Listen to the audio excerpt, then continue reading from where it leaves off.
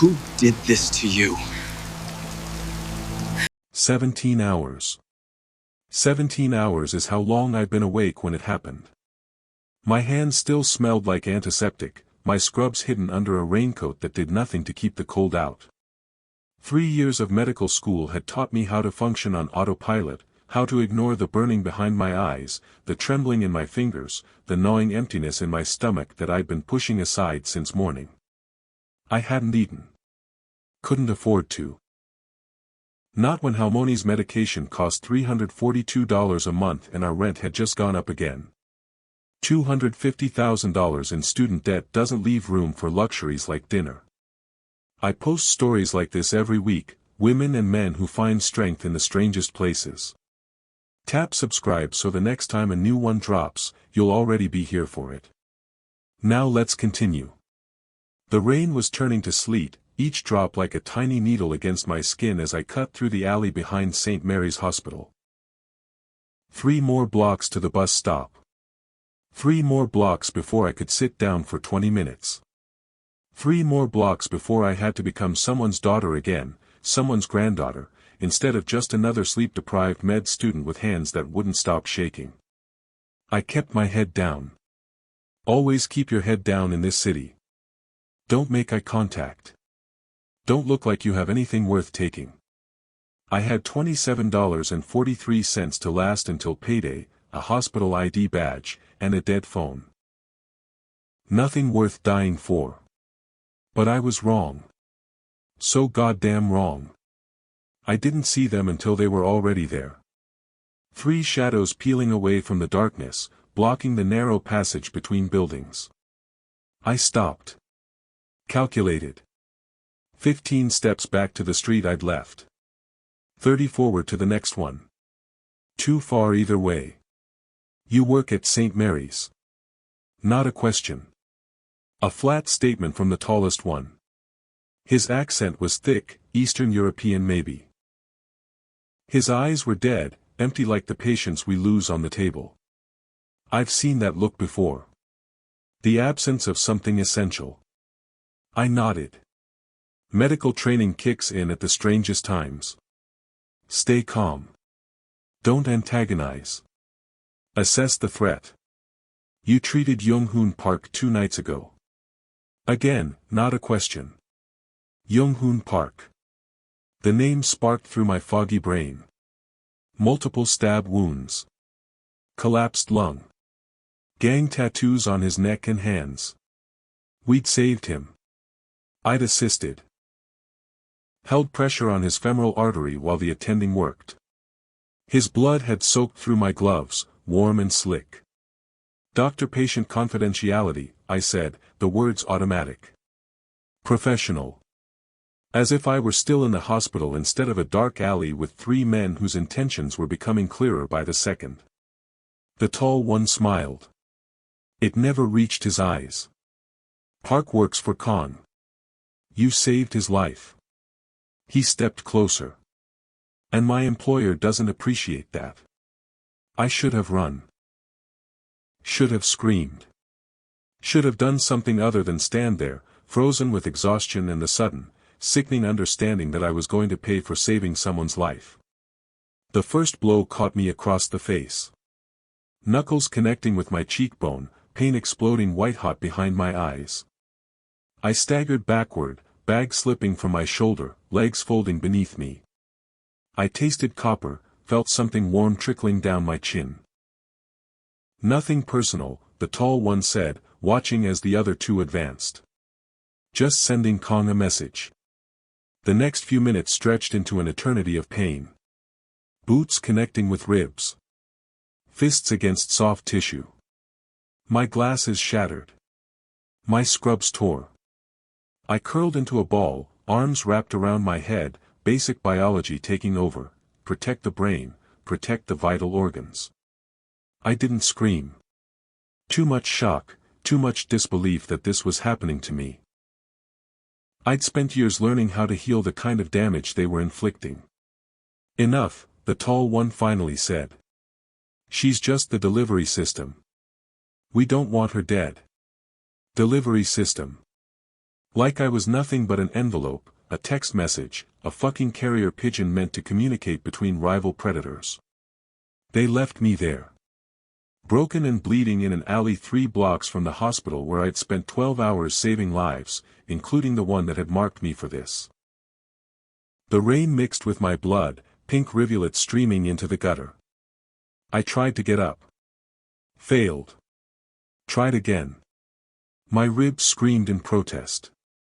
Breathing felt like swallowing glass. I don't know how long I lay there. Time becomes abstract when you're cataloging your injuries through the detached lens of medical training. Contusion to the zygomatic arch, possible fracture of the 6th and 7th ribs. Laceration to the orbital region. Defensive wounds on forearms. And then headlights swept across the alley. A car stopping. A door opening. Footsteps approaching. I tensed, curling tighter, waiting for more pain. Jesus Christ. A man's voice. Low, controlled, but with an undercurrent of something volcanic. Get the doctor. Now. Hands gently rolled me onto my back. I fought weakly, arms flailing. Shoo. You're safe now. No one's going to hurt you. His accent was Korean, but American polished. His hands were surprisingly gentle for their size, checking my pulse, brushing wet hair from my face. I forced my eyes open.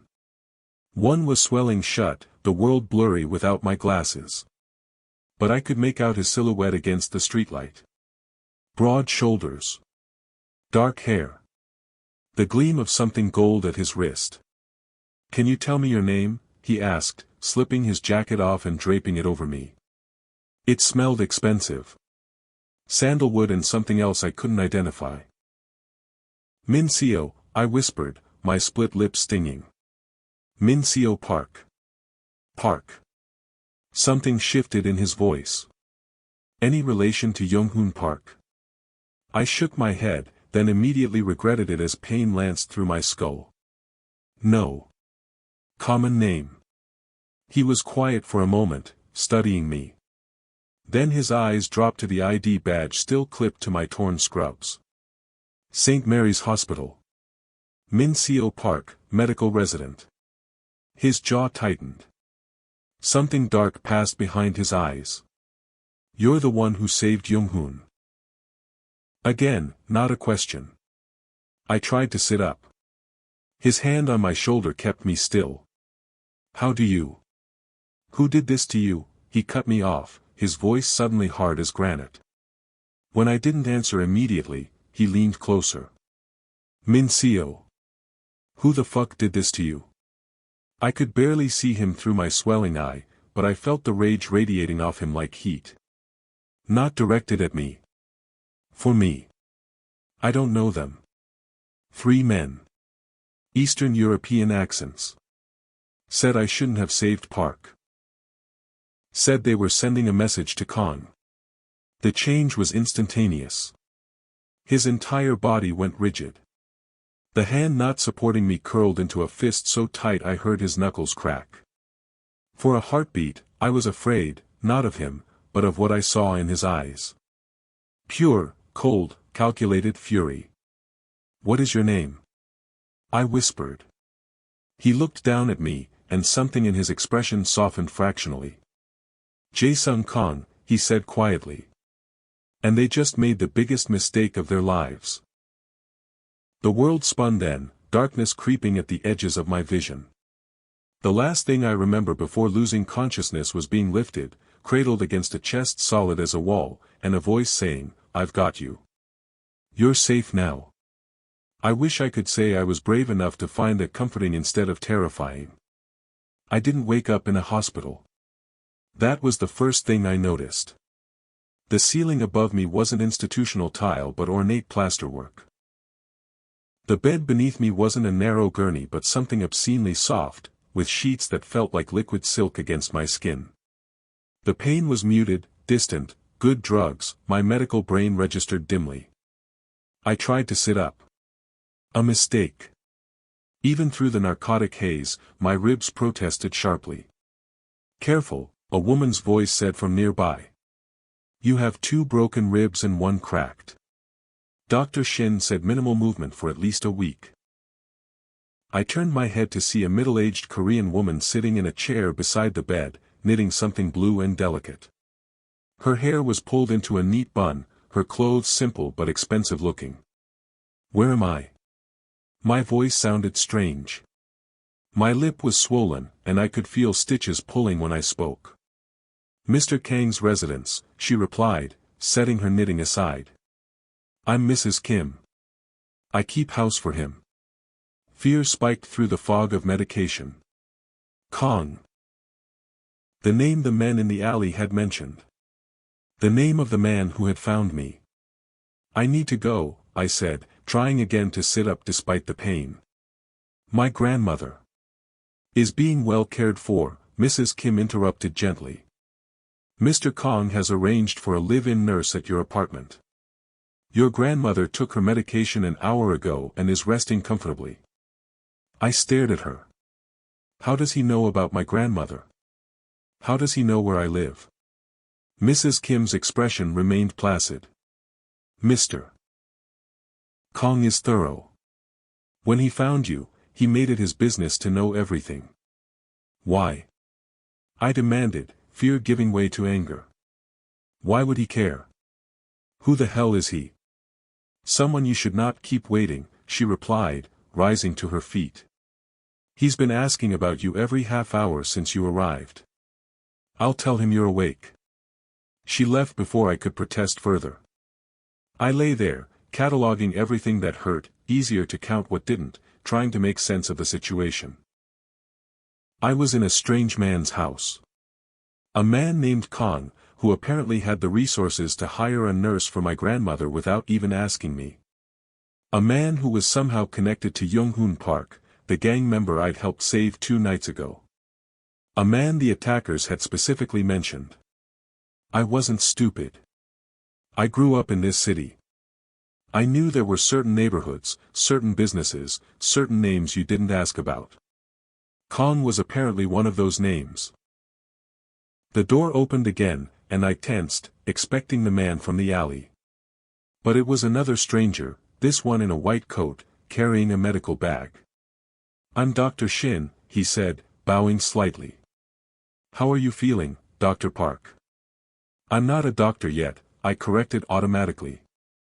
Still a resident. He smiled faintly. Closer than most. May I examine you? I nodded, medical training overriding my unease. He checked my pupils, my pulse, the stitches along my eyebrow and lip. His hands were competent, clinical. I found myself assessing his technique even as he assessed my injuries. The rib fractures are clean, he said, pressing gently along my side. No displacement. Your left orbit has a hairline fracture, but your vision should be unaffected once the swelling subsides. 16 stitches total. Were you the one who treated me last night? I asked. Dr. Shin nodded. Mr. Kong called me immediately. You've been unconscious for about 14 hours, a combination of physical trauma, exhaustion, and the medication I administered. 14 hours. I'd lost almost a day. My grandmother is fine, he assured me. Mr. Kong was quite specific about her care. Nurse Cho has 20 years of experience with dementia patients. Your grandmother will likely receive better care than she has in years. The implication stung, though I knew it was true. I'd been stretched so thin trying to manage her care while in medical school, working nights to pay for her medication, sleeping 3 or 4 hours between shifts. Halmoni deserved better than I could give her. But that didn't explain why a stranger was providing it. I don't understand, I said, frustration building. Why is he doing this? What does Jae-sung Kong want with me? Dr. Shin's expression shifted, becoming more guarded. That's for him to explain. But I will say this. I've known Mr. Kong for many years. If he's taken an interest in your welfare, you should consider yourself fortunate. Fortunate? I was beaten in an alley because of some connection to him I don't even understand. Dr. Shin closed his medical bag. Perhaps. But you're alive to complain about it, which might not have been the case if he hadn't found you. He handed me 2 pills and a glass of water from the nightstand. For the pain. Mr. Kong will be up shortly. I suggest you hear what he has to say. After he left, I swallowed the pills and sank back against the pillows, mind racing despite the drugs pulling me toward sleep again. What did Jae-sung Kong want with me? Why go to such lengths for a stranger he'd found bleeding in an alley? I didn't have to wait long for answers. He came while I was drifting in and out of consciousness. The quiet click of the door roused me. I opened my eyes to find Jae-sung Kong standing at the foot of the bed, watching me with an intensity that made my skin prickle. In the alley, I'd barely seen him through pain and darkness. Now, I could study him properly. He was tall, probably around 6 feet, with broad shoulders and the lean, powerful build of someone who regularly fought to stay alive. His face was striking rather than conventionally handsome, sharp cheekbones, strong jaw, eyes like black ice under straight brows. A thin scar ran along his left temple, disappearing into his hairline. He wore a charcoal suit that fit him perfectly, no tie, the top buttons of his shirt undone. A gold watch gleamed at his wrist. He looked like money and danger in equal measure. "How are you feeling?" he asked, his voice the same controlled baritone I remembered from the alley. Like I was used as a punching bag, I replied, too exhausted and drugged for politeness. Why am I here instead of a hospital? Hospitals have too many eyes, too many ears, and too many records, he said, moving to sit in the chair Mrs. Kim had occupied. And right now, the fewer people who know about you, the safer you are. Safer. I laughed, then winced as my ribs protested. I was perfectly safe before I treated Yonghoon Park. Now I've been beaten, kidnapped. Rescued, he corrected sharply. Forcibly brought to a stranger's house, I continued, and apparently my grandmother has been assigned a caretaker I never approved. So forgive me if I don't feel particularly safe, Mr. Kong. He studied me for a long moment, his expression unreadable. You have your grandmother's spirit, he finally said. I blinked, caught off guard. You know my Halmoni? Kang's mouth curved slightly at one corner, not quite a smile. Suni Park. She operated a small clinic in Koreatown 30 years ago. Treated anyone who came through her door, regardless of whether they could pay. Never asked questions about gunshot wounds or knife cuts. Never judged. I stared at him, stunned. He was describing the grandmother I knew, the woman who had raised me after my parents died, who had taught me my first lessons in medicine, whose small, unofficial clinic had inspired me to become a doctor. But how did he know?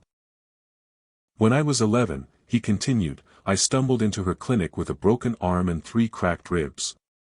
Results of a disagreement with some older boys who didn't like Koreans in their neighborhood. I had no money. No insurance. No parents to call. His eyes held mine. Your grandmother set my arm, taped my ribs, fed me soup, and told me to come back in 2 weeks. She didn't ask who I was or where I came from. She just helped. I felt a lump forming in my throat. That sounded exactly like Halmoni. Before the dementia took her mind, piece by precious piece, she had been the most compassionate person I'd ever known. So this is, what? Repaying a debt? I asked, gesturing to the luxurious room, to my bandaged body. Kang's expression hardened slightly. This is protecting what's mine. I'm not yours, I shot back, anger flaring through the pain medication. No, he agreed, but you're Suni Park's granddaughter. You saved one of my men. And now, you've been attacked because of that connection. He leaned forward, elbows on his knees. That makes you my responsibility.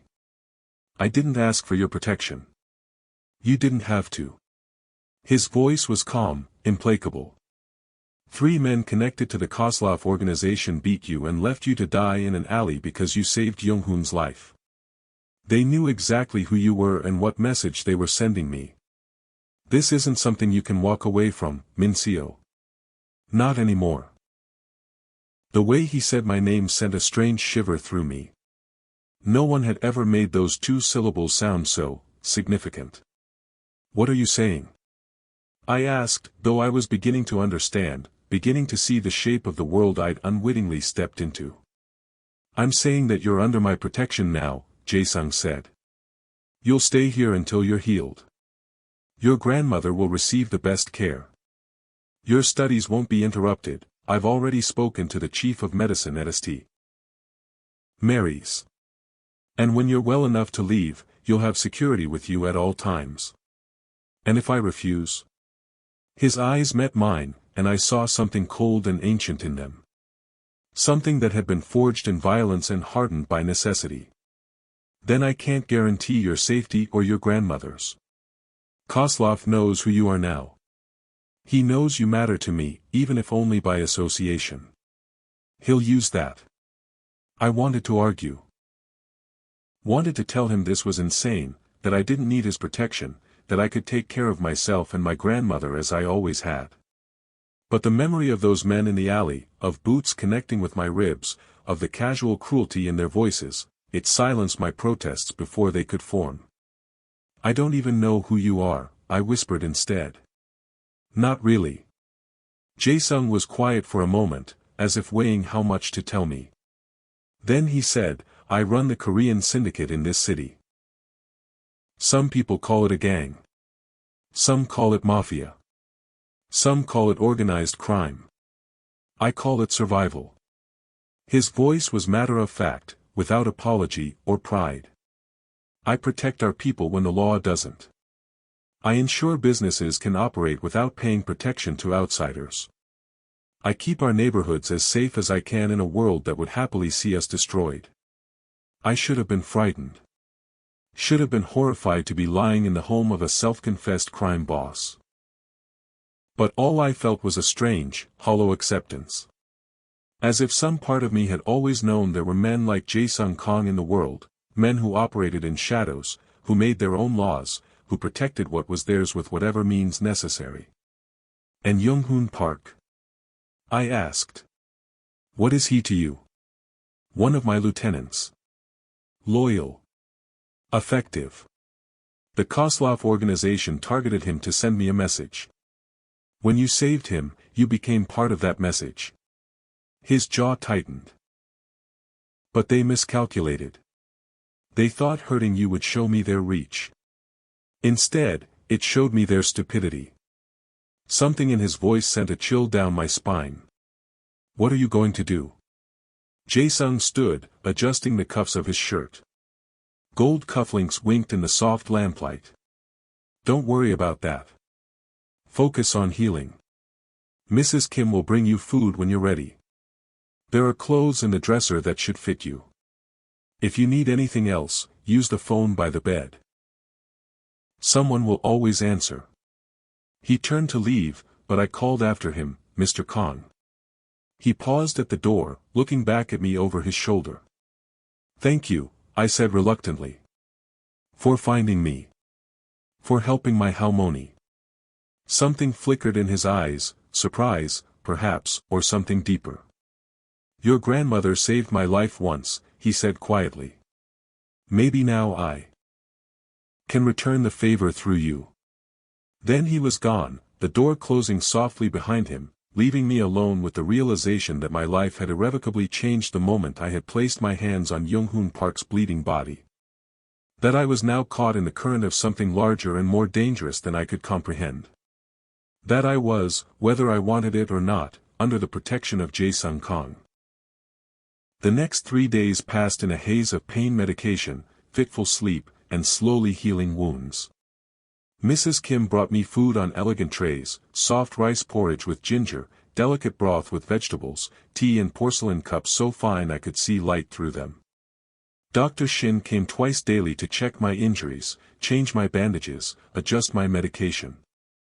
No one rushed me. No one demanded anything of me. It was the longest I'd rested in 3 years. I didn't see Jae-sung again during those days, though I heard his voice sometimes, low murmurs from other rooms, the occasional sharp command in Korean. The penthouse was vast, occupying the entire top floor of a high-rise overlooking the river. From my window, I could see the glittering skyline, the bridges spanning dark water, the constant flow of the city I'd been too busy surviving to ever really see. On the 4th day, I was strong enough to leave the bed. Mrs. Kim brought me clothes, simple, expensive things that fit perfectly, making me wonder how Jae-sung knew my size. I showered carefully, mindful of my stitches and bandages, then dressed in soft leggings and an oversized sweater that didn't press against my ribs. I found Jae-sung in what appeared to be a study, walls lined with books, a large desk overlooking floor-to-ceiling windows, the city spread out below like a living map. He was reading something on a laptop, a glass of amber liquid at his elbow despite the early hour. When I entered, he closed the computer and looked up. "You're up," he said, rising to his feet with fluid grace. "How do you feel?" "Better," I admitted. "Thank you for the clothes."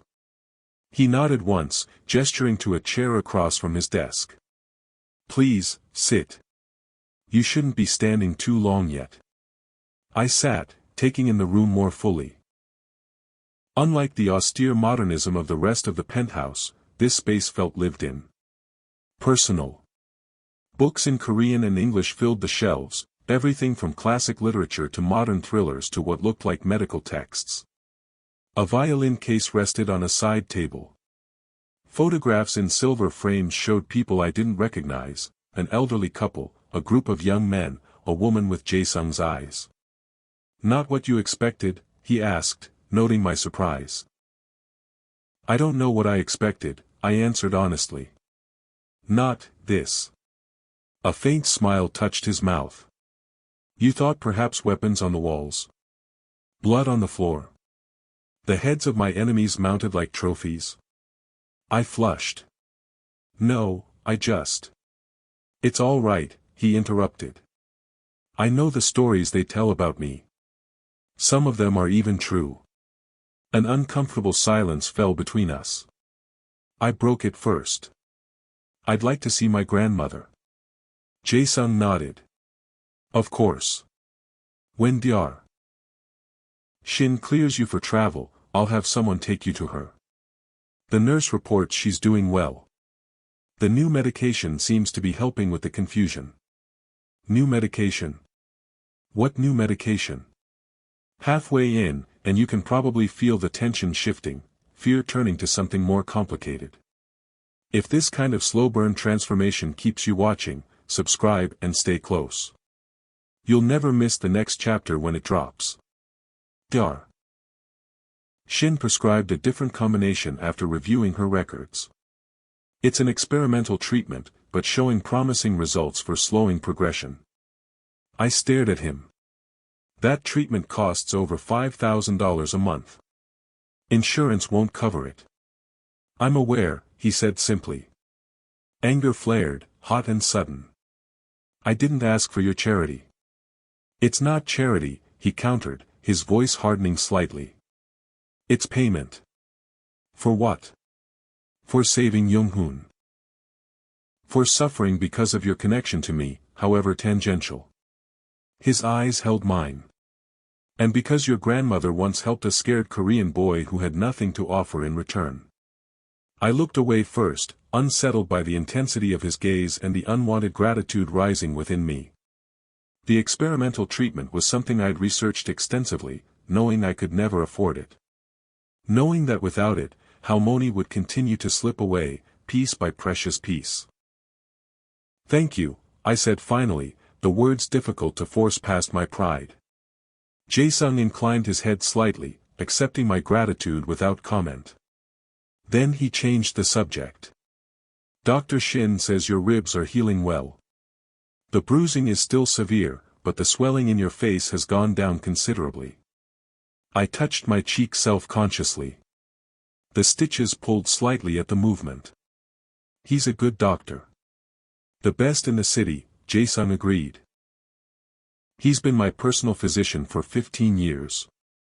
I wanted to ask how a man who appeared to be in his late 30s had needed a personal physician for 15 years, but something in his expression discouraged the question. Instead, I asked about Young-hoon. He's recovering well, Jae-sung said. He asked about you. Wanted to thank the doctor who saved his life. I was just doing my job, I murmured. No. The single word was sharp enough to make me look up. You did more than your job. The attending physician was ready to pronounce him dead. You insisted they continue. You held pressure on his femoral artery for 23 minutes while they repaired the damage. You argued with the senior surgeon when he wanted to amputate the leg due to vascular compromise.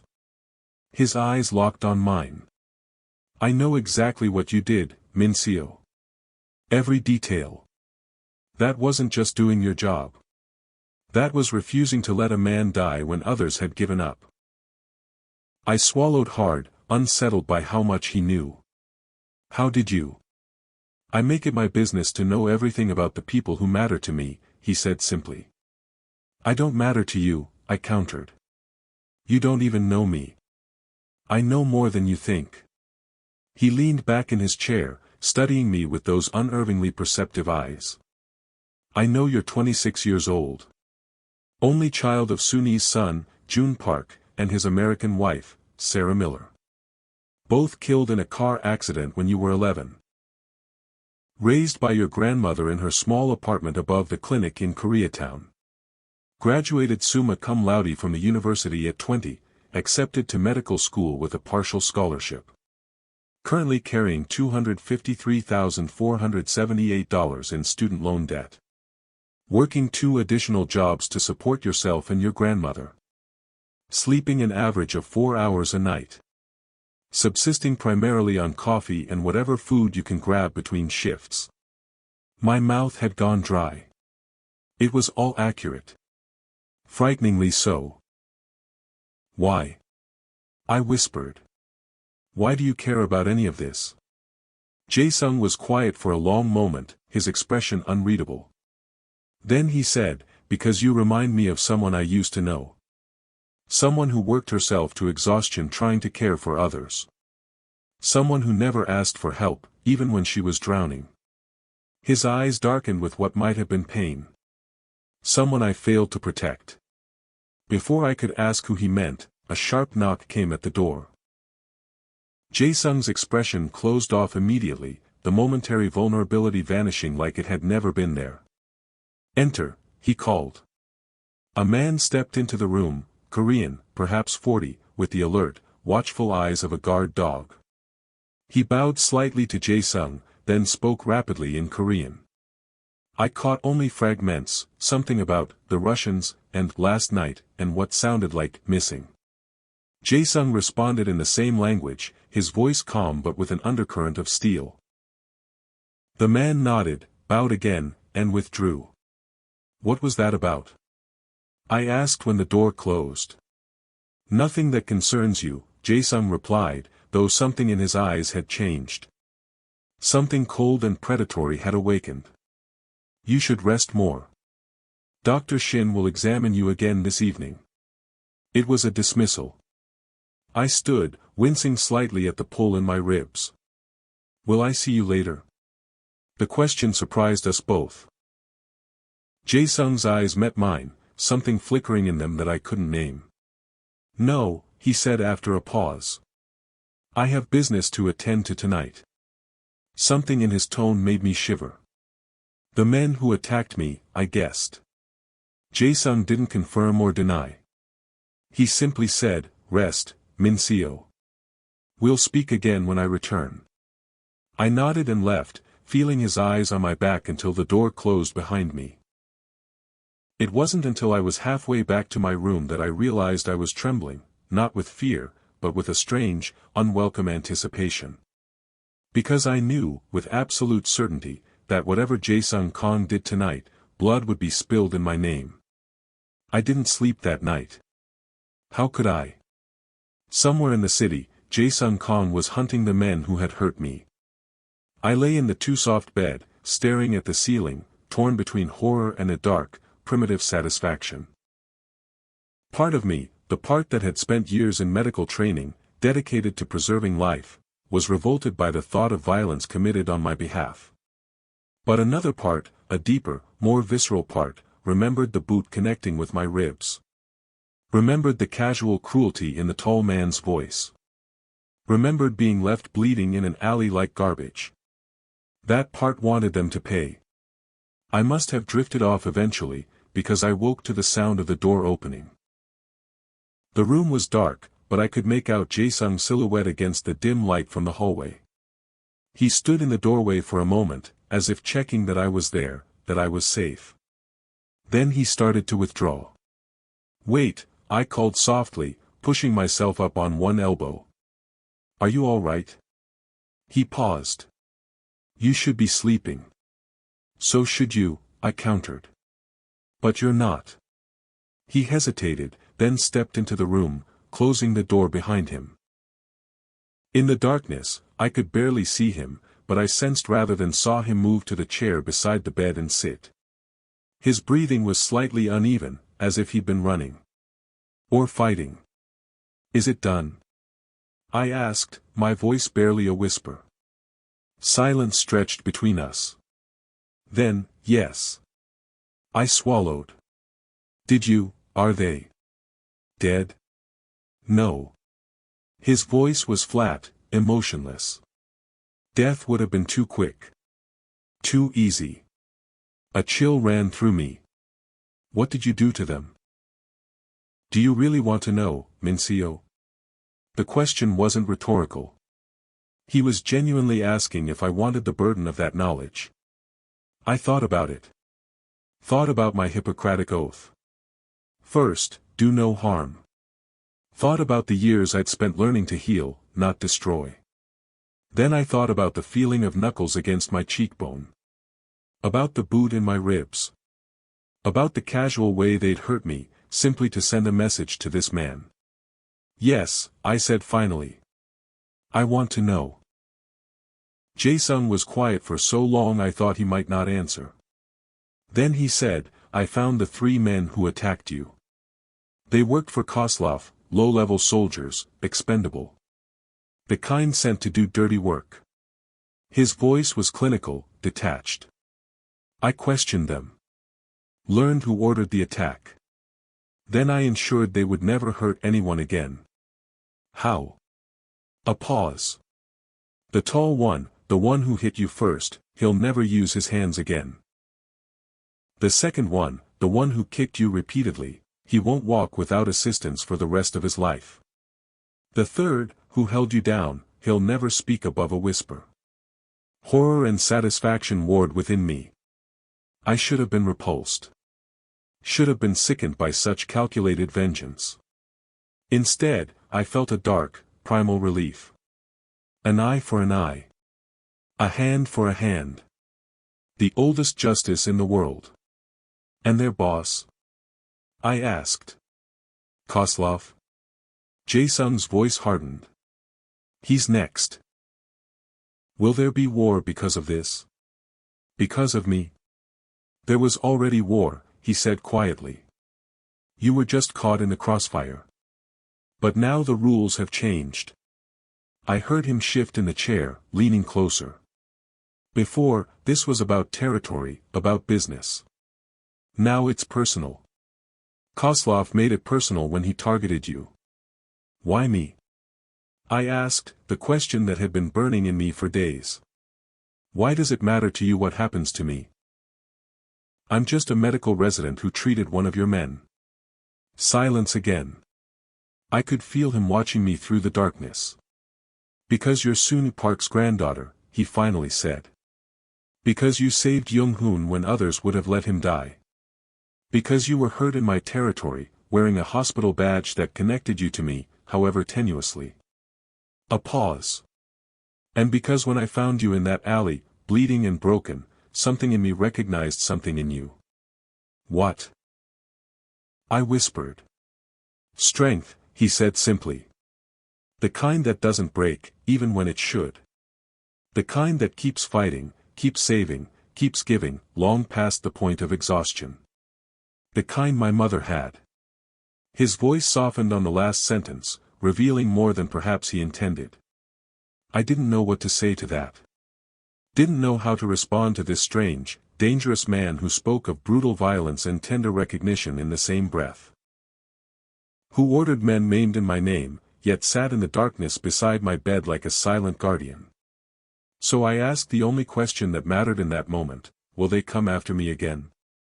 No, Jae-sung said, and there was absolute certainty in his voice. After tonight, no one in this city will touch you. Not ever again. And despite everything, despite knowing what he was, what he had done, what violence he was capable of, I believed him. I slept after that, more deeply than I had in years. When I woke, Jae-sung was gone, but I could still sense his presence in the room. As if some part of him had stayed to watch over me even after he'd left. The morning news reported that 3 men had been found, severely injured, outside Koslov's nightclub in the warehouse district. Police were investigating, but the victims were refusing to cooperate. The same report mentioned, almost as an afterthought, that Viktor Koslov, the club's owner and suspected head of the Russian syndicate in the city, had not been seen for over 24 hours. I sat in the penthouse's kitchen, drinking tea that cost more per ounce than I made in an hour, watching the news with a strange detachment. As if the events being described had happened in another city, to other people. As if I hadn't been the catalyst for what was unfolding. 2 weeks passed. My bruises faded. My ribs knit together. The stitches came out. Then the envelope came. It arrived addressed simply to Minseo Park.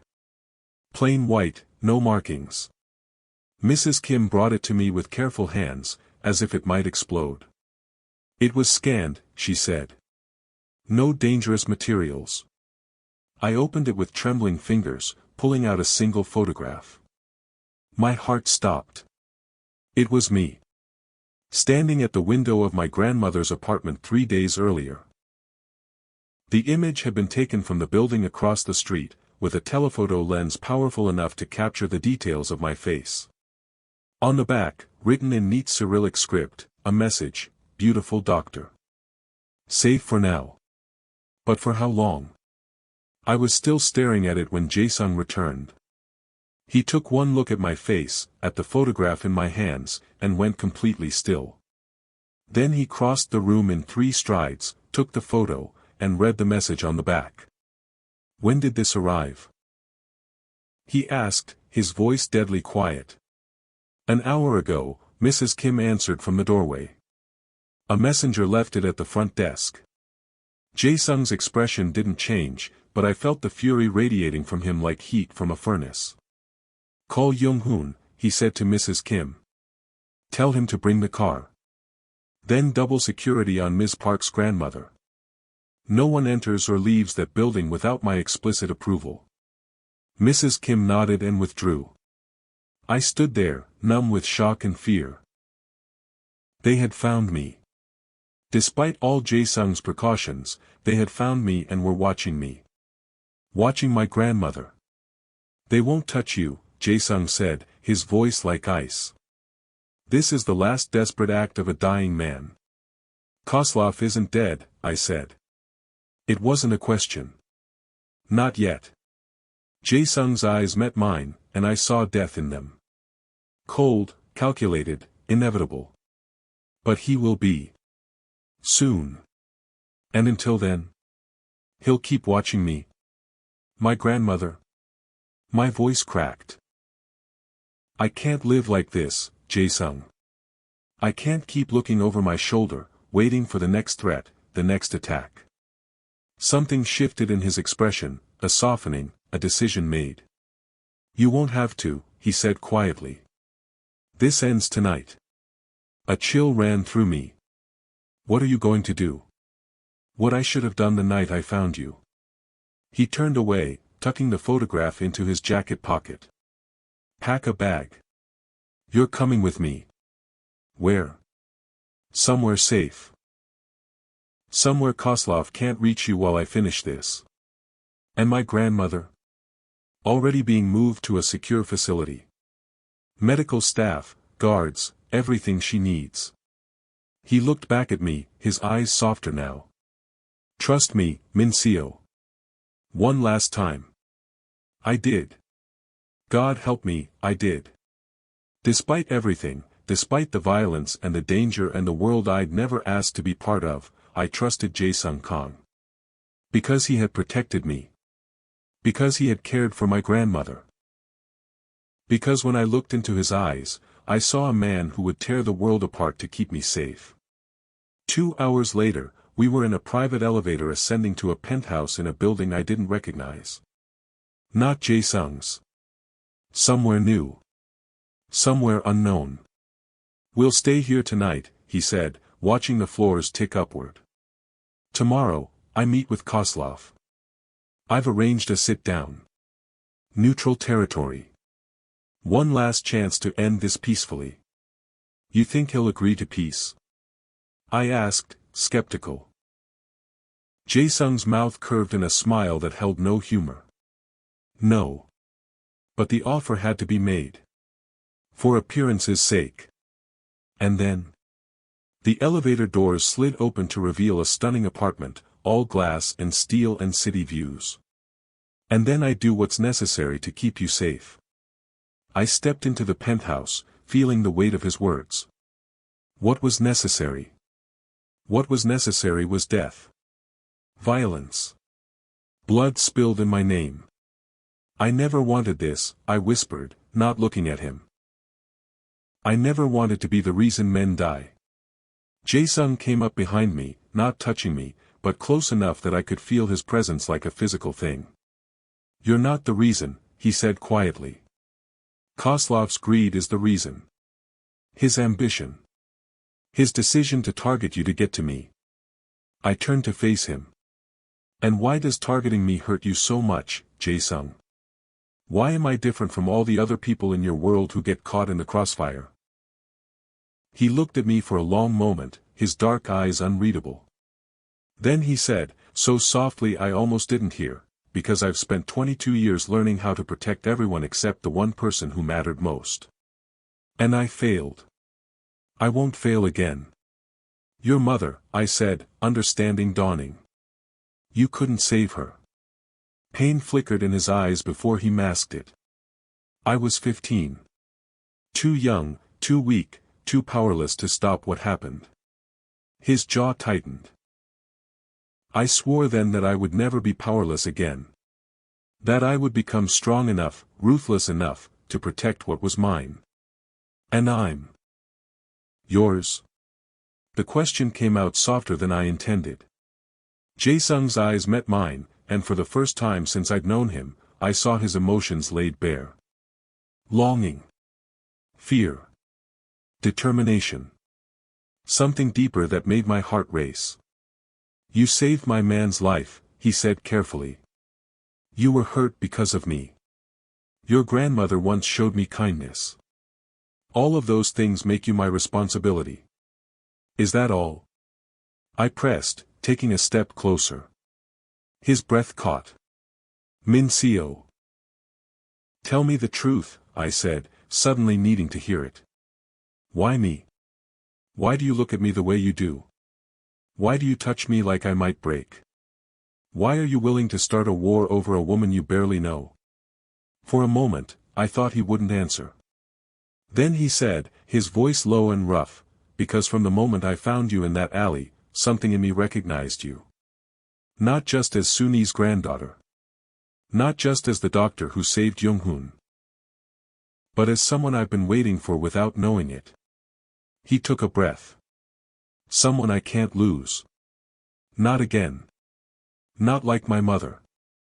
I stared at him, stunned by the raw honesty in his voice. By the vulnerability he was showing me, this man who ruled half the city with iron control, who inspired fear with a glance, who had built walls around himself so thick no one could breach them. No one except me, apparently. By morning, the news had spread throughout the city. The Korean syndicate had undergone a shocking transformation. Jae-sung Kang, once feared as one of the most dangerous men in the underworld, had emerged as something new, a community leader, a legitimate businessman, a philanthropist funding medical care for the underserved. And by his side, a young doctor with fierce eyes and gentle hands. A woman who had once been attacked for saving the wrong life, and who now saved hundreds more in a clinic bearing her grandmother's name. The whispers spread, how she had changed him, how he had protected her, how together they had built something neither could have created alone. A partnership forged in violence but sustained by something stronger. Something that looked, to those lucky enough to witness it, remarkably like love. And when people asked, as they inevitably did, what had happened that night in the alley, what Jae-sung Kang had done to the men who hurt her, she never answered. Some stories weren't hers to tell. Some justice belonged to the shadows. But sometimes, when she thought no one was watching, she would touch the faint scar along her eyebrow, the last visible reminder of that night, and smile a small, private smile. Because she knew something the whisperers didn't. She knew that when Jae-sung Kang had found her bleeding on the pavement and asked, "Who the fuck did this to you?" it hadn't just been rage in his voice. It had been recognition. The beginning of something neither of them had been looking for, but both had been waiting for all along. That's how Min Seo's story ends, light carved out of darkness. If you felt it too, hit like, share this with someone who needs courage today, and subscribe for more stories that start in shadows and end in strength. A chance to heal. A chance to change.